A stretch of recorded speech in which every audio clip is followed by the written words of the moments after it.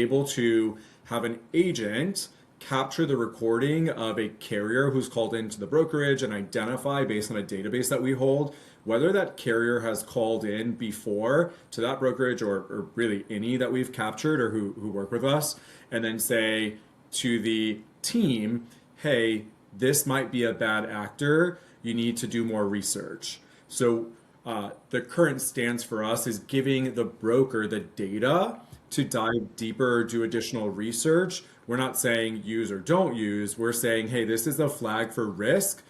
Dive deeper. Yeah, I mean, there are a few small use cases where you might have the same voice tied to a few different DOT numbers, a dispatch service, et cetera, but it is still, the ability to flag.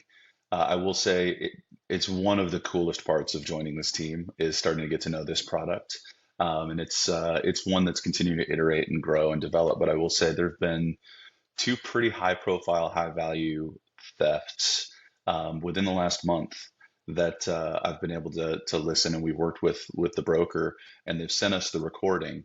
And in both cases, we would have thrown a flag, right on that instance where the voice, we had it in our database, working with other DOT numbers, right, coming up with other, presenting other DOT numbers, to where pre-booking there would have been a flag, for them. So, we're 2 for 2 on the cases we've seen. The database continues to grow, and as the product matures, it'll be really really cool to see the impact it can have.